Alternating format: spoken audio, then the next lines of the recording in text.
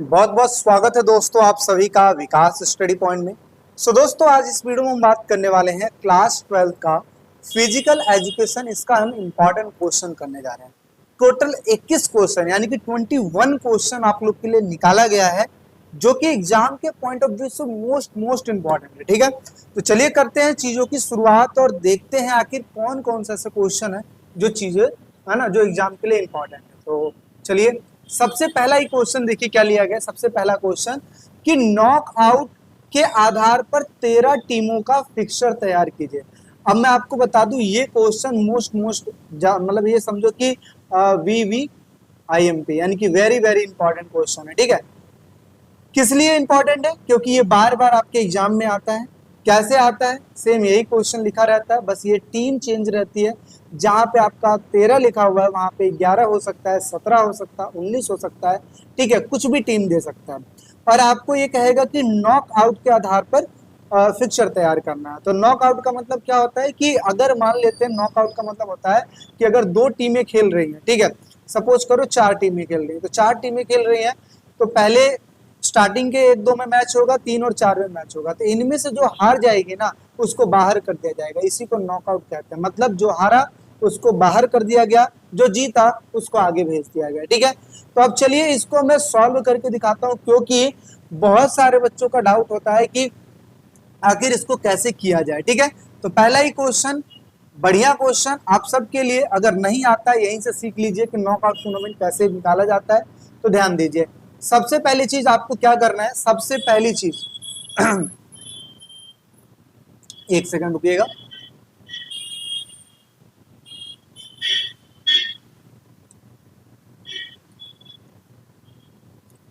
हाँ, तो सबसे पहली चीज आपको क्या करना है, इस तरीके से टीमों का, ठीक है, क्रमांक लिख देना है। जैसे अभी मैंने बात किया 13 टीम है, तो 13 टीम ऐसे लिख दीजिए 1 2 3 4 5 6 7 8 9 10 11 12 13 लिख दिए। अब बात आती है कि यहाँ पे लाइन खींचने की। लाइन खींचना क्यों जरूरी है? क्योंकि हमें इसको 2 हिस्सों में डिवाइड करना है। ठीक है, तभी तो हम मैच खिला पाएंगे। तो 2 हिस्सों में डिवाइड करने के लिए क्या रूल होता है? पहले ये देखिए कि नंबर ऑफ टीम जो है वो ऑड है कि इवन है। तो आप कहोगे भैया 13 टीम है तो ये तो ऑड है। तो जब ऑड टीम होती है तो ऐसे में समझना इसका एक फॉर्मूला होता है। फॉर्मूला ये होता है कि जब ऑड होता है तो एन मतलब नंबर ऑफ टीम प्लस 1/2, यानी कि 13 प्लस 1/2। अगर इसको सॉल्व करोगे तो आ जाएगा 7।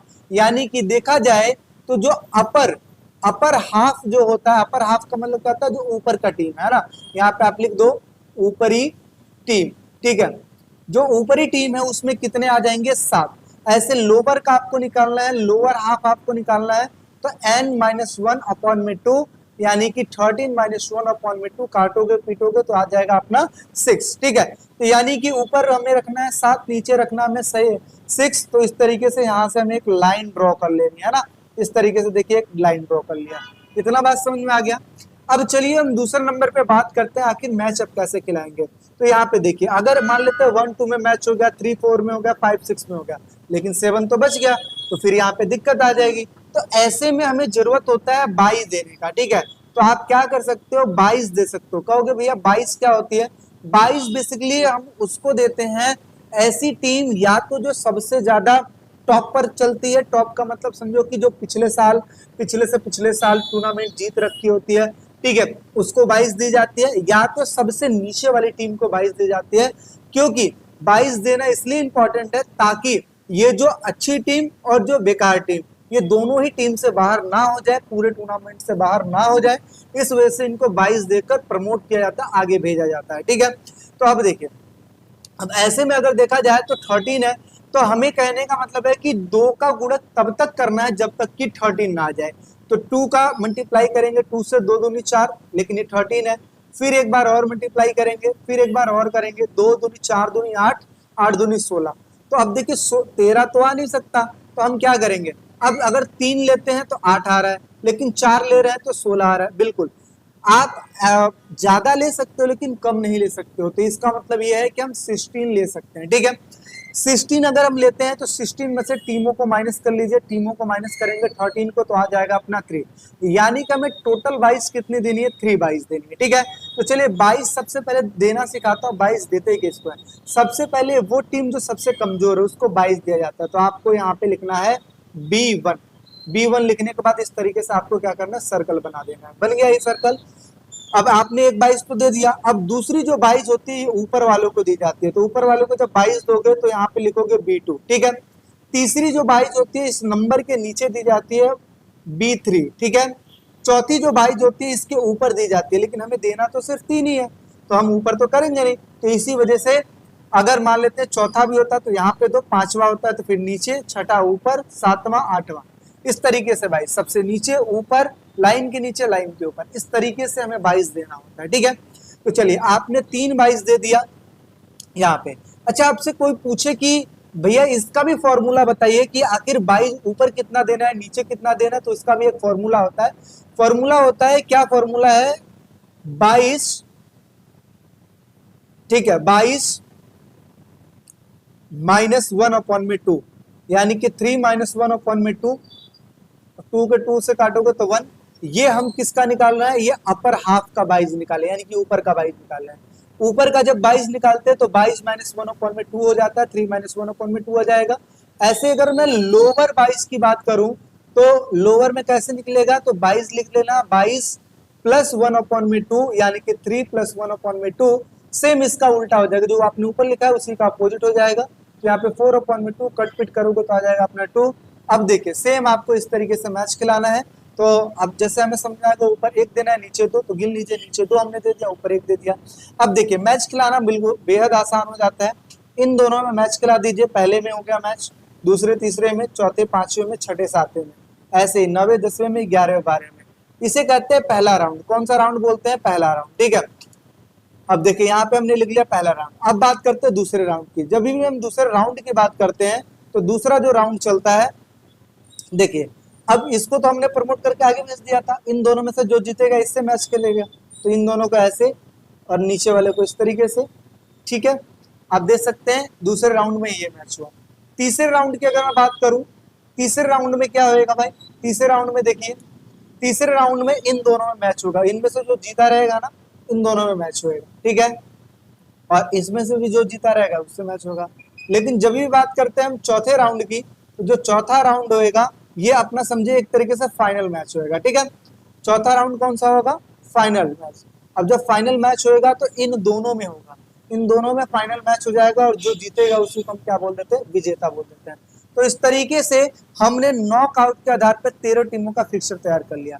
लेकिन यहाँ पर भी कुछ समझने वाली बात है। अगर आपसे कुछ क्वेश्चंस किया जाए, क्योंकि देखिए पेपर में ना आपको एमसीक्यू में पूछ लिया जाएगा, तो अगर क्वेश्चन ये आ जाए कि अगर 13 टीम है तो टोटल कितने मैच होंगे, तो आपको क्या करना है, आपको एक फॉर्मूला अप्लाई करना है, n-1, मतलब नंबर ऑफ टीम -1। यानी कि अगर 13 टीम है तो टोटल जो मैच खेले जाएंगे वो 12 खेले जाएंगे। कहोगे भैया कैसे, एक काम करते हैं पहले मैच गिन लेते हैं फिर मैं बताता हूँ।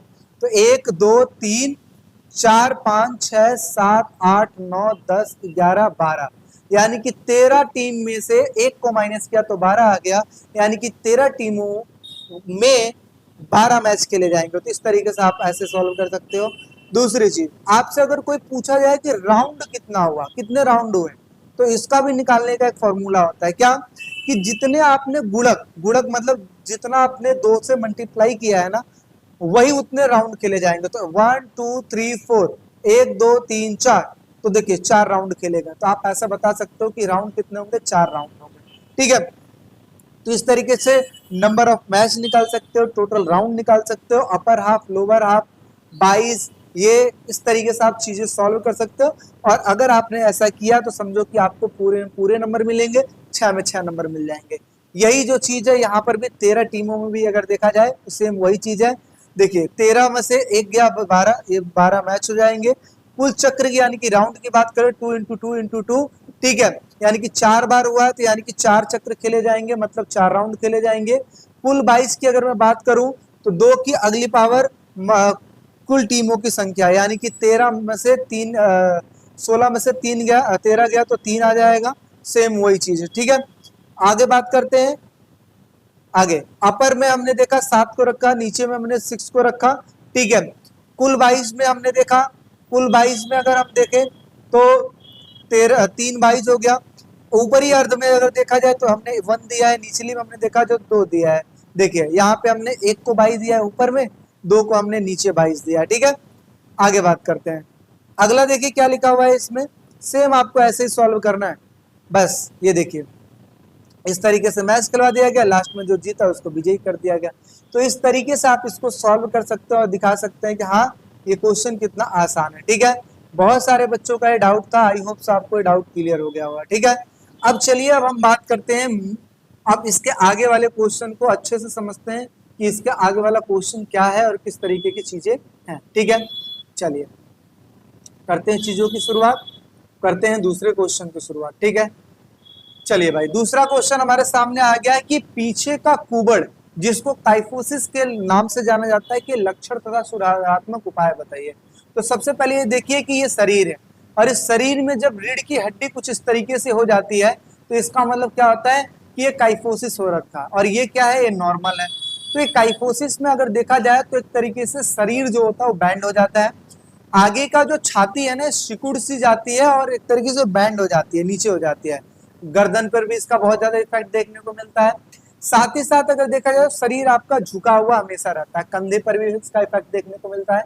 तो सिम्टम्स की बात करते हैं तो पीठ का ऊपरी जो हिस्सा है ना वो बाहर ऊपर निकल जाता है, देखिए ये पीछे निकल गया है ना, तो मतलब बाहर निकल गया है। कंधे आगे की ओर झुक गए हैं, ठीक है। छाती की मांसपेशियां सिकुड़ जाती है, छोटी हो जाती है, गर्दन आगे की ओर निकल जाता है, ठीक है। शरीर झुका सा लगने लगता है नीचे, यानी कि व्यक्ति की जो हाइट होती है वो भी कम लगने लगती है। चलने और खड़े होने में संतुलन इनका बिगड़ जाता है। तो इसके सिम्टम्स हो गए, ठीक है। अब बात करते हैं सुधारात्मक उपाय, यानी कि करेक्टिव एक्सरसाइज की बात करते हैं। तो सबसे पहले इसके लिए करेक्ट एक्सरसाइज क्या है कि ऐसी एक्सरसाइज करो जिसकी वजह से जो छाती है ना, छाती की जो मांसपेशियां है वो धीरे धीरे खींचे और ये मजबूत बने, ठीक है। इसके लिए कुछ आसन की जरूरत होती है, कुछ आसन करना पड़ता है। सबसे पहला होता है चक्रासन। चक्रासन में क्या होता है कि जो ये व्यक्ति है ना, ये जो व्यक्ति पीछे की तरफ झुकता है और अपना एक तरीके से समझो कि बैंड हो जाता है, पूल बना लेता है, ठीक है। जैसे कई बार ऐसा देखते हो दोनों हाथ पीछे लेके जाते हैं, तो इस तरीके से चक्रासन। चक्रासन अगर कोई करता है तो इससे बहुत ही ज्यादा आराम मिलता है, बहुत ज्यादा फायदा देखने को मिलता है, ठीक है। तो अगला है भुजंगासन। अगर कोई भुजंगासन करता है जिसमें अगर देखा जाए तो पेट के बल लेटना है। पेट के बल लेटना मतलब समझो कि एक तरीके से पेट के बल लेट जाओ और लेटने के बाद हाथ दोनों आगे करो और जो अपना छाती है उसको ऊपर करो, मतलब जैसे सांप होता है ना, सांप की तरह सीना ऊपर करना, ठीक है, उठाना होता है। तो ये चीज हो गया। अगला है धनुरासन। पेट के बल लेटकर पैर तथा हाथ ऊपर उठाकर धनुष जैसा बनाना होता है, इसे कहते हैं धनुरासन, ठीक है। अगला है स्विस बॉल पर पीछे की ओर मुड़ना, यानी कि गेंद पर लेटकर पीछे की ओर खींचना, ठीक है, ये भी हो गया। अगला है बटरफ्लाई रिवर्स, हाथों को पीछे की ओर फैलाना, ठीक है, ये भी एक्सरसाइज होता है। और तकिए से गर्दन की एक्सरसाइज करना, ये भी। अब इसमें से जो भी आपको 3-4 समझ में आ रहे हैं उसको आपको लिख देना है, ठीक है। इसके साथ साथ मार्जारी आसन, जिसमें बिल्ली की तरफ पीठ ऊपर नीचे करना होता है, ठीक है। आगे है उष्टासन, जिसमें घुटनों को पीछे की ओर, ठीक है, झुकाना होता है। अगला है हाफ चक्रासन, जिसमें सीधे खड़े होकर पीछे की ओर झुकना होता है। तो इसमें से आप 3-4 लिख देंगे तो भी सही है, ठीक है। तो इस तरीके से पीछे का जो कुबड़ है इस तरीके से सही हो सकता है। आगे बात करते हैं, अगला क्वेश्चन है स्कोलियोसिस क्या होता है। स्कोलियोसिस के लक्षण बताइए और सुधारात्मक उपाय बताइए। तो इसका जो लक्षण देखिए, कुछ व्यक्ति होते हैं कुछ इस तरीके से दिखते हैं, ठीक है। एक कंधा ऊपर होता है, दूसरा नीचे होता है, एक कूल्हा ऊपर होता है, एक नीचे होता है। शरीर का वजन एक पैर पे ज्यादा होता है, एक पे कम होता है। जब शरीर में देखा जाए तो ये ऊपर है, ये नीचे है। जैसे होता नहीं वो झुकेगा नहीं साला वाला जो चीज है, पुष्पाराज है, जैसे होता नहीं ऐसे कंधा उठा के चलता है, वो वाला स्टाइल होता है। स्टाइल नहीं समझो, एक तरीके से लक्षण है, ठीक है। शरीर सीधा ना होकर एक और झुका हुआ प्रतीत देखने को मिलता है, ठीक है। इसके जो सुधारात्मक उपाय है क्या है, पहला है तैराकी करना, ठीक है। त्रिकोण आसन करना। त्रिकोण आसन में क्या है, दोनों पैरों को फैला लेना, एक हाथ को एक पैर से टच करना और दूसरा हाथ जो है उसको ऊपर कर लेना, ठीक है। त्रिकोण आसन हो जाएगा। लटकना हो जाएगा। अगर लटकते हैं तो इस रीढ़ की हड्डी पे बहुत ज्यादा प्रभाव पड़ता है। तख्त प्लाम करना, कई लोग होता है ना स्टेमिना बनाने के लिए, एप्स बनाने के लिए एक्सरसाइज करते हैं, है ना, ऐसे व्यायाम करना जिसे नीचे वाला कंधा ऊपर जाए, ऊपर वाला कंधा नीचे आए। तो आप ऐसा भी समझ सकते हो कि एक सिंगल हैंड से लटकना, ठीक है, ये भी हो सकता है अगर पॉसिबल हो पाए तो, ठीक है। एक होता है अधोमुक्तासन, ठीक है, तो ये भी एक एक्सरसाइज होती है जिसके द्वारा अगर देखा जाए तो ये चीजें सही हो सकती हैं, ठीक है। आगे बढ़ते हैं। अब यहाँ पे चौथे क्वेश्चन की बात करते हैं, महिलाओं के लिए खेलों में भागीदारी सामाजिक लाभ बताए। देखिए, महिलाएं अगर खेलों में पार्टिसिपेट करती हैं तो उनको बहुत सारा फायदा मिलता है। क्या फायदा? पहला, मिलजुल कर काम करना वो सीख जाती हैं, जैसे टीम वर्क जैसे होता है ना, क्रिकेट में टीम वर्क होता है, ठीक है, या किसी और खेलों में टीम वर्क होता है, तो वैसा सीख जाते हैं। बात करने का आत्मनिर्भर, अगर ज्यादा लोगों से बात करेंगे तो एक तरीके से आत्मनिर्भर बनेंगे, ठीक है, सेल्फ डिपेंडेंट बनेंगे। अच्छे रिश्ते बनाना, खिलाड़ी कैसे होते हैं कि आपस में मिलजुल कर बात करते हैं, अच्छे रिलेशन तैयार करते हैं, बिल्ड करते हैं। सहयोग करना, एक दूसरे को सहयोग करना इसमें आ जाता है, ठीक है, मैदान में खेलते समय वे एक दूसरे की मदद करते हैं और ये आदत उनके जीवन में भी आती रहती है, ठीक है। और आसान शब्दों में अगर मैं बात करूं तो खेल महिलाओं को आत्मविश्वासी, मिलनसार, मददगार इत्यादि ये बनाती है, ठीक है।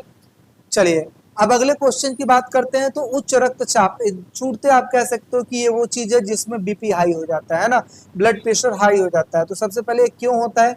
उम्र बढ़ने लगता है, मोटापा तथा व्यायाम की कमी करने लगते हैं लोग। अब देखिए, मोटापा अगर देखा जाए तो ये बढ़ने लगता है, अगर व्यायाम में अगर कमी कर दोगे तो दिक्कत वाली बात है, आपका बीपी हाई होगा ही होगा।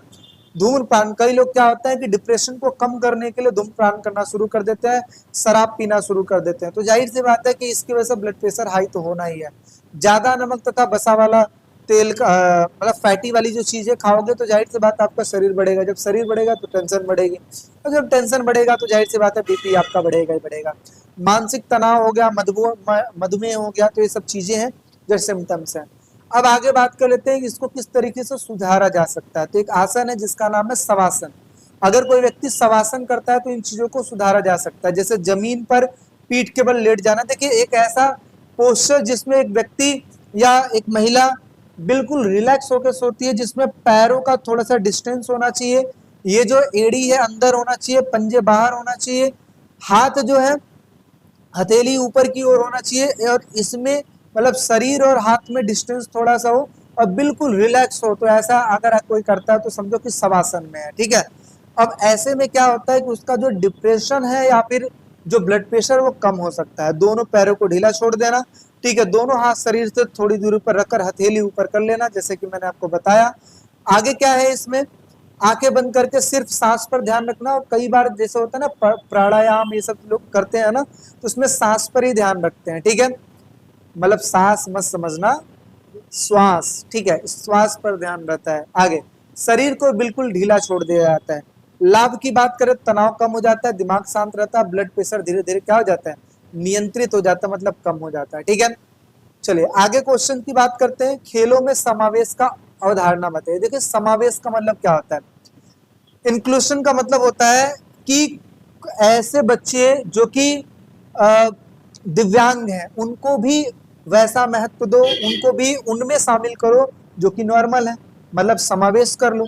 तो विशेष जरूरत वाले जो बच्चे होते हैं भी सामान्य बच्चों के साथ एक ही कक्षा गतिविधि में शामिल हो, ठीक है। इसकी वजह से क्या होता है, सबको बराबरी का मौका मिलता है। जरूरत पड़ने पर थोड़े बदलाव भी करने पड़ सकते हैं, क्योंकि जो कि विकलांग बच्चे हैं उनको थोड़ा इंपॉर्टेंस देना जरूरी हो जाता है ताकि उनका आत्मनिर्भर बन पाए, ठीक है।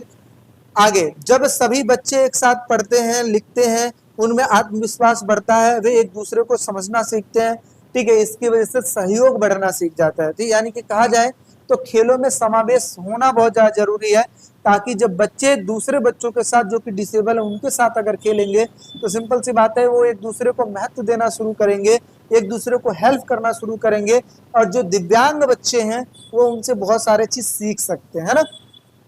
ऐसा आगे बढ़ते हैं सातवें क्वेश्चन की तरफ। देखिए क्या लिखा है, शारीरिक शिक्षा में शामिल होने से विशेष आवश्यकता वाले बच्चे यानी कि CWSN को कैसे लाभ होता है। तो देखिए सिंपल सी बात है, अगर कोई बच्चा शारीरिक शिक्षा वाले चीज में पार्टिसिपेट करता है तो सबसे पहली चीज सबसे पहली चीज तो उसका दिमागी विकास होता है और शारीरिक विकास दोनों में ही बहुत ज्यादा फायदा होता है।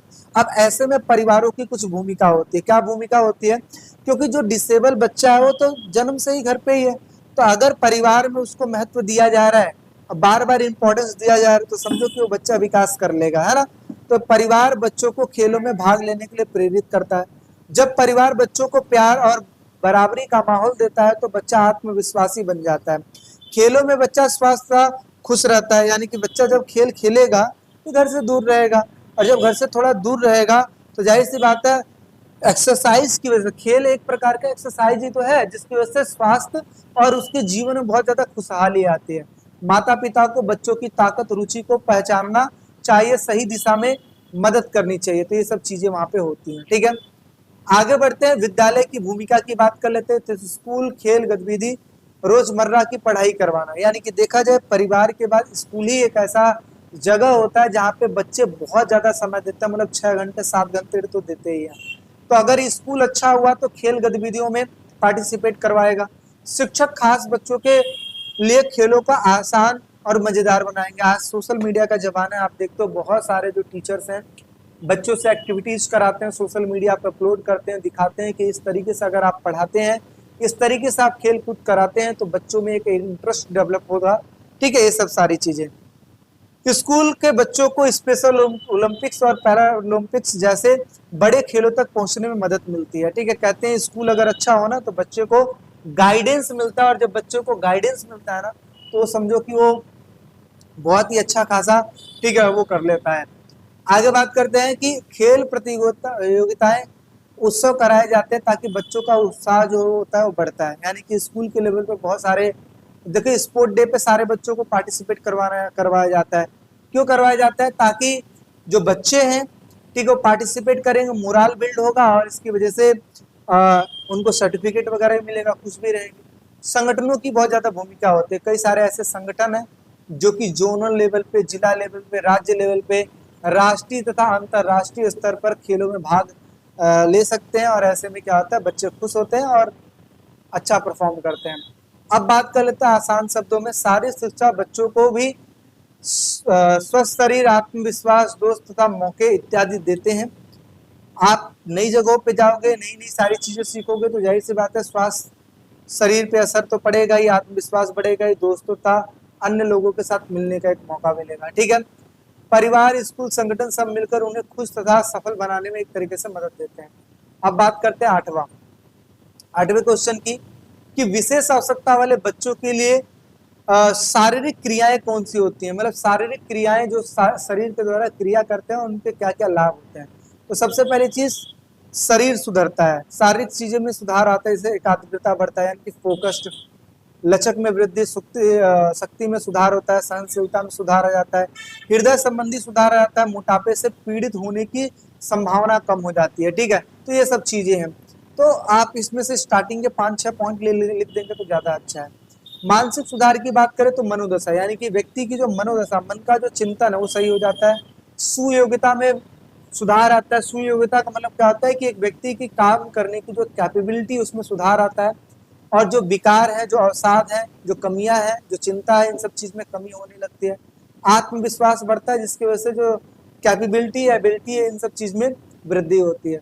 स्वास्थ्य अच्छा हो जाता है, बीमारी होने की संभावना कम हो जाती है, व्यक्तित्व को बढ़ावा देखने को मिलता है, पर्सनालिटी डेवलपमेंट होता है, सामाजिक लाभ भी होता है, जैसे नए नए अनुभव मिलते हैं, नए नए दोस्त बनते हैं, आजादी का अनुभव होता है, दोषारोपण से बच जाते हैं, मतलब दोष लगने से बच जाते हैं, इसलिए क्योंकि जब आप खेल खेलोगे बढ़िया तरीके से, ठीक है, सारी चीजों को ध्यान में रखोगे तो जो आपके अंदर जो दोष है, जो विकार है, वो धीरे धीरे खत्म हो जाते हैं। आगे बात करते हैं 9वां क्वेश्चन, विशेष जरूरत वाले बच्चों के लिए शारीरिक क्रियाओं का निर्धारण करने की रणनीति लेके। अब देखिए यहाँ पे समझिए कि अगर कोई बच्चा ऐसा है जो कि विशेष जरूरत हम किसको कहते हैं? जिसको ज्यादा जरूरत है। किसको ज्यादा? जो विकलांग है उनको ज्यादा जरूरत है। तो ऐसे लोगों को शारीरिक क्रिया में अगर भाग लेना है तो क्या इसकी रणनीति होनी चाहिए? सबसे पहली चीज, हमें कुछ खास बातों का ध्यान रखना पड़ेगा। सबसे पहले डॉक्टर से जांच करानी पड़ती है, पहला। और डॉक्टर से जांच कराने के लिए इसलिए ताकि सेहत का पता लग पाए, अक्षमता की पता लग जाए कि क्या ये कर सकता है, क्या नहीं कर सकता है, इसलिए उसका चेकअप कराना जरूरी है। पहला अनुभव ये देखना चाहिए कि बच्चे ने पहले कौन से खेल खेल रखे हैं और इसके लिए कौन सी सही चीजें हैं, तो ये भी मैटर करता है। रुचि, उस बच्चे का किस चीज में इंटरेस्ट है, ये भी। कई बार ऐसा होता है कि इंटरेस्ट के खिलाफ आप चीजें दोगे तो बच्चा वो सही से करेगा ही। क्षमता में वृद्धि हो जाता है। रूपांतरण उपकरण होते हैं, यानी कि अगर देखा जाए तो बच्चे के अकॉर्डिंग अगर देखा जाए तो जो भी उपकरण उसमें बदलाव हो सकते हैं, ठीक है। उपयुक्त वातावरण, यानी कि आरामदायक, सुरक्षा जैसा आरामदायक है ना वातावरण उसको दिया जाता है, ये सब सारी चीज की सुविधा दी जाती है। बदलते हुए निर्णय नियम, मतलब खेलों के नियम आसान तथा बच्चों की क्षमता के अनुसार बदल जाते हैं।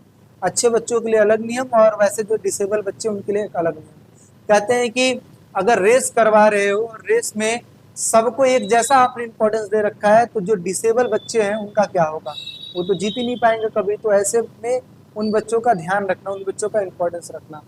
अनुदेश की बात करते हैं, इंस्ट्रक्शन है, तो बच्चों को दिए गए निर्देश उसकी जरूरत के अनुसार, जैसे बच्चा अगर बच्चा देखने में कमजोर है तो उसको दिशा निर्देश सुनने वाला होना चाहिए। कि अगर मान लो कोई बच्चा देख नहीं सकता तो कम से कम ऐसा होना चाहिए ताकि वो कोई बोले तो वो सुन सके, ठीक है।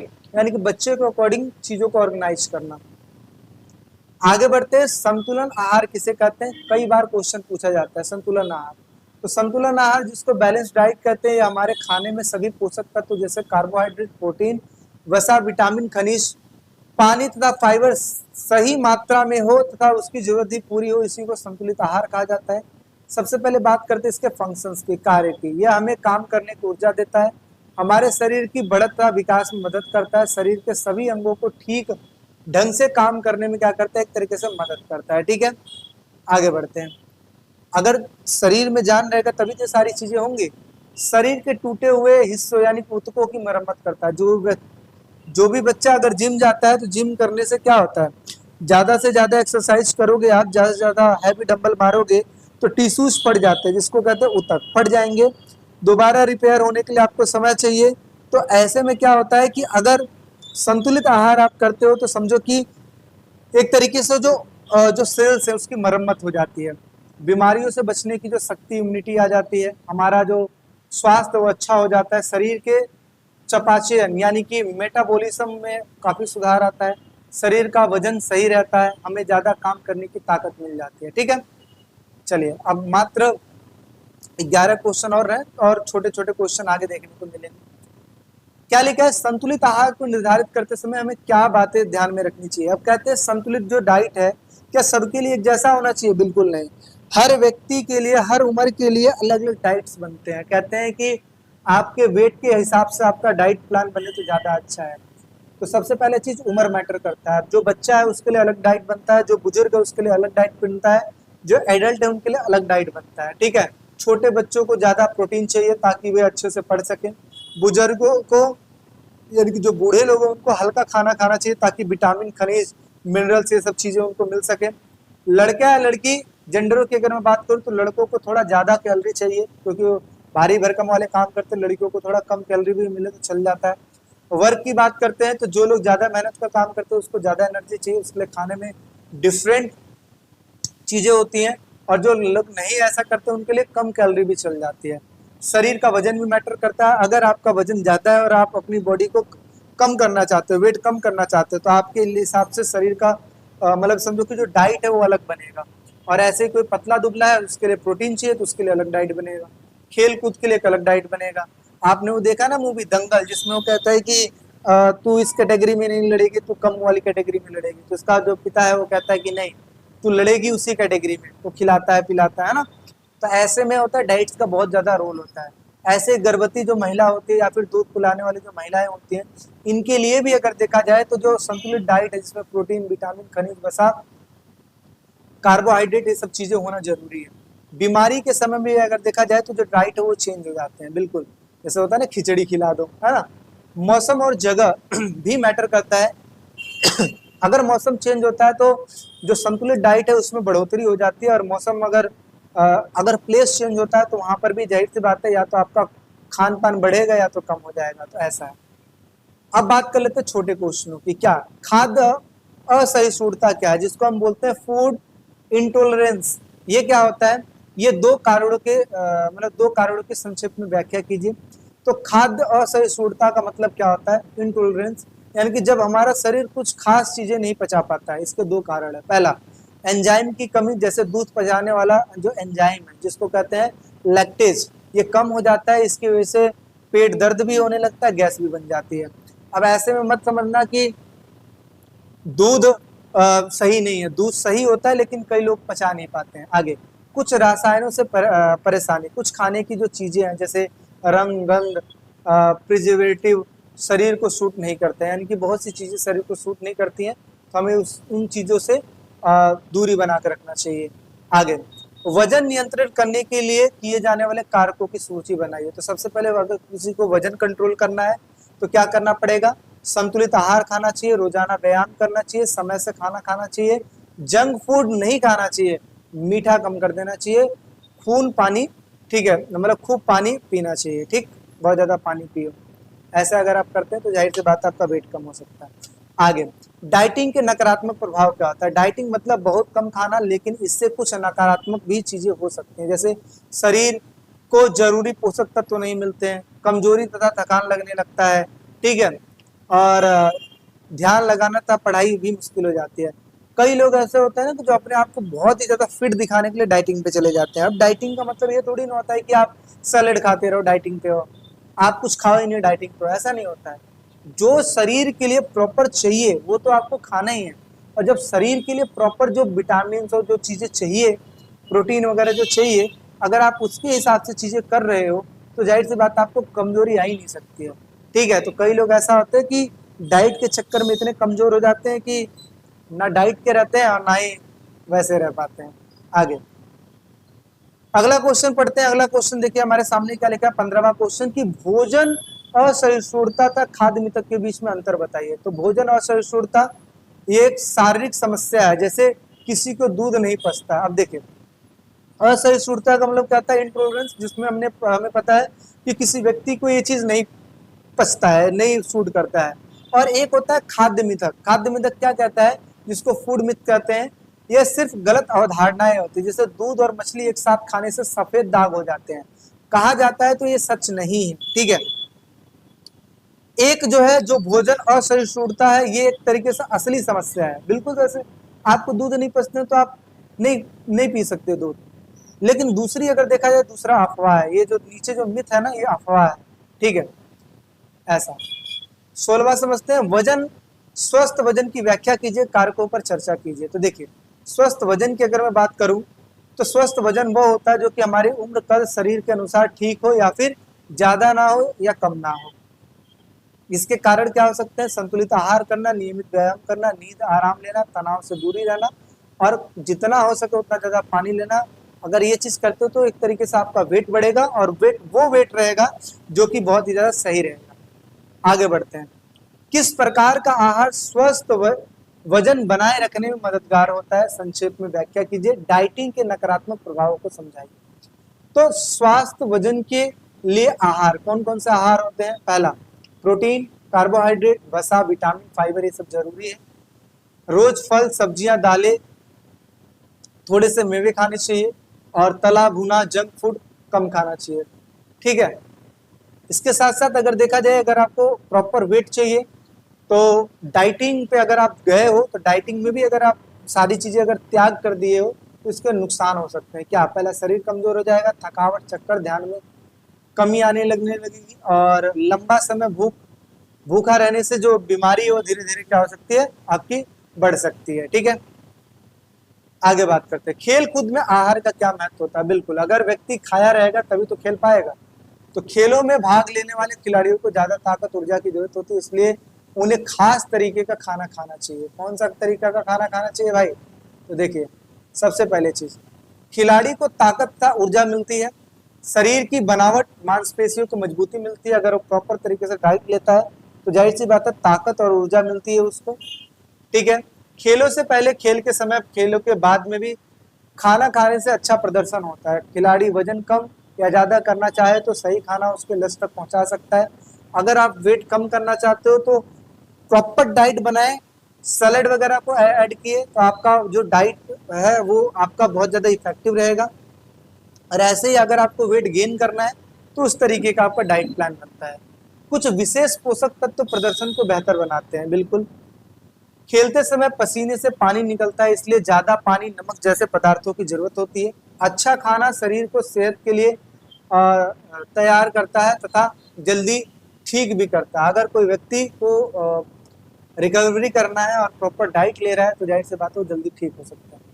आगे बात करते हैं 19वां, अक्षमता वाले मैचों में वर्गीकरण विभाजन के बीच में क्या अंतर है। तो देखिए, वर्गीकरण क्या होता है, विभाजन क्या होता है। वर्गीकरण का मतलब होता है पैरालंपिक और पैरा एथलीट से जुड़ी एक सामूहिकरण की प्रक्रिया होती है। यानी कि देखा जाए तो वर्गीकरण का मतलब होता है बांट देना, है ना। पैरालंपिक और पैरा एथलीट से जुड़ी जो एक सामूहिकरण की प्रक्रिया होती है वो वर्गीकरण में आती है। और विभाजन में देखा जाए तो एक विशेष ओलंपिक से जुड़े सामूहिकीकरण की प्रक्रिया होती है। विभाजन कर देना मतलब क्या होता है कि स्पेशल ग्रुप बना देना, ठीक है। और इसमें क्या होता है, कैटेगरी बना देना। आगे, पैरालंपिक द्वारा अपनाई गई वर्गीकरण की प्रक्रिया विभिन्न प्रकार की क्षमताओं के कारण एथलीटों को श्रेणियों में बांट दिया जाता है। मतलब क्या हुआ, एक तरीके से समझो कि जो बढ़िया है उसको अलग, जो वैसे है उसको अलग, इस तरीके से बांट दिया जाता है। लेकिन विशेष ओलंपिक की विभाजन प्रक्रिया एथलीटों को उनके कौशल स्तर के आधार को उनके कौशल स्तर पर सामूहिकृत करने की एक प्रदर्शन आधार प्रणाली है। यानी कि अगर देखा जाए तो विशेष ओलंपिक की जो विभाजन की प्रक्रिया है, एथलीटों को उनके कौशल के हिसाब से बांटा जाता है कि यानी कि जो बहुत एक्सपर्ट है उनको अलग कर देना। तो विभाजन एक्सपर्टीज के हिसाब से चीजें कर दी जाती है, विशेषताओं के हिसाब से कर दी जाती है। जबकि वर्गीकरण वो देखा जाता है कि हाँ कौन असक्षम है और कौन सक्षम है, उसके हिसाब से चीजें डिवाइड की जाती है। आगे बात करते हैं नॉकआउट और लीग टूर्नामेंट क्या होता है। नॉकआउट में जो टीमें हार जाती है उसको बाहर कर दी जाती है, जबकि लीग टीम में ऐसा नहीं होता है, लीग में मौके दिए जाते हैं। नॉकआउट टूर्नामेंट, लीग टूर्नामेंट, एक बार जब टीम हार जाती है तो टूर्नामेंट से बाहर कर दिया जाता है। नॉकआउट में समाप्त होने से पहले टीम को कई बार अवसर मिलते हैं। जैसे आप इसका एग्जाम्पल अब मैं दूं तो आप कह सकते हो कि आईपीएल, ठीक है। और इसका एग्जाम्पल अगर मैं दूं तो कोई भी नॉकआउट टूर्नामेंट उठा लीजिए। ये टूर्नामेंट बहुत ही किफायती होता है क्योंकि विजेता को जल्दी घोषणा, यानी कि अगर 10 टीम है ना तो समझो कि अब 13 टीम ही ले लो, 13 टीम था तो हमने देखा कि 4 राउंड में निष्कर्ष आ गया। लेकिन लीग में ऐसा नहीं होता है, 10-12 टीम में समझो 2-3 महीने तक मैच होते रहते हैं। आईपीएल देख लीजिए कितने दिन तक होता है। इससे बहुत कम समय लगता है, खिलाड़ियों को अपनी प्रतिभा दिखाने में कई सारे मौका मिल जाता है इसमें। और लीग में अगर देखा जाए तो लीग टूर्नामेंट अधिक समय खिलाड़ियों को अपनी प्रतिभा दिखाने के लिए कई सारे मौके और बहुत कम मिलते हैं। यानी कि अगर देखा जाए तो लीग टूर्नामेंट में एक तरीके से बहुत सारे मैचेस खेलने पड़ते हैं, जबकि इसमें ऐसा नहीं होता, ठीक है।